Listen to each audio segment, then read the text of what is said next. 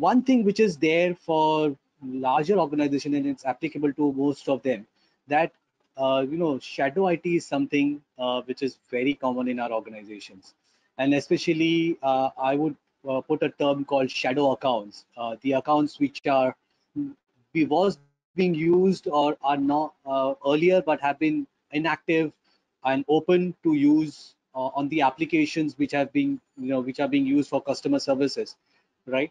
So what do we do about, and what are the risks around this shadow accounts, and what kind of governance structure we can have it in place to have a workaround for this shadow accounts or shadow IT which we look at? Uh, can I start? Okay. Yeah, Devendra, So, please. so when you say shadow accounts, obviously you're referring to the stale accounts. See, a stale Right. account has been a problem with companies for long, but yeah, the companies who have done the automation of their onboarding and offboarding have been able to get rid of this problem to a great extent. Again, I say to a great extent because even when you do the automation of onboarding and offboarding, still there are certain gaps which are left there. There could be certain admin accounts which may not be completely integrated with your system, and those may have to be manually removed depending upon what have you done. So there are one of those type of cases. The related to that is the problem when uh, yeah, every company has to do some sort of recertification of the access, recertification of the user accounts, and at the same time the bigger problem comes with the service accounts.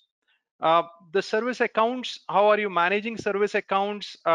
Are you rotating the password of those service accounts? And if those service accounts, where are they being used? Are you tracking it? All of that becomes part of this problem, and there are practices around it to get rid of this.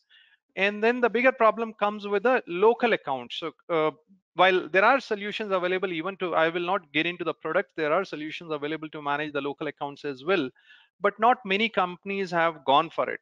And that is a problem which stays unless you automate that part, unless you really deploy a tool to be able to do that. You will have a set of engineers who have been managing these local accounts, and it's a known account across multiple users. They come, they leave, but those passwords never change unless you really deploy a tool to do that. And of course there are a whole lot of tools which are available. I won't go there. So I think these are some of the problems which are there with a stale account, or we call it shadow accounts. That's my view on that. Right.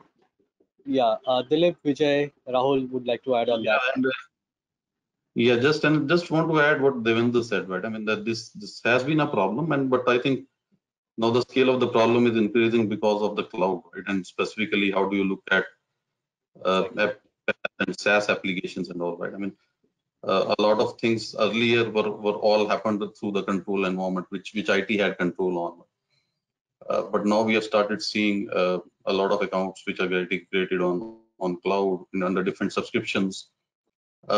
Difficult problem to solve. I mean, but again, depending upon the kind of scenarios you are in, right? For example, if you don't allow BYOD, let's say your organization only use organization approved devices, you still have a way to route all the traffic through, let's say, a cloud-based or centralized proxy, right? Deploy CASB kind of capabilities there, and at that level monitor all the authentications, all the accounts which people are logging into various applications, right?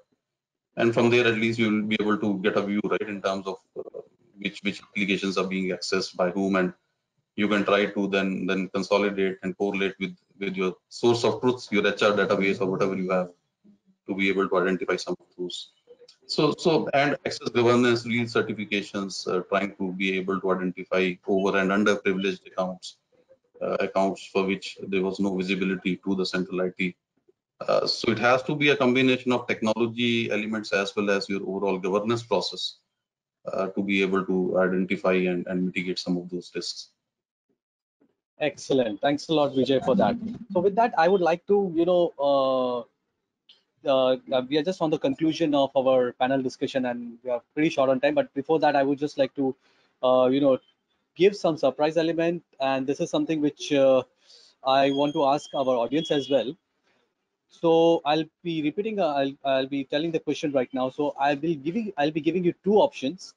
Uh, Two panelists have to select one option, and another two panelists has to select another option, and they have to justify on why their option is a bad option. I'll be giving these bad options to our audience as well.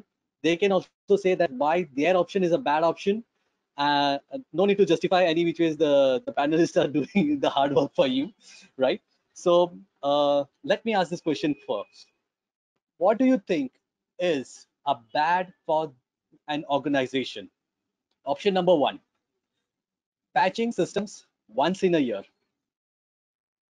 Option number two, letting users in an organization keep their passwords as long as possible with no multi-factor authentication.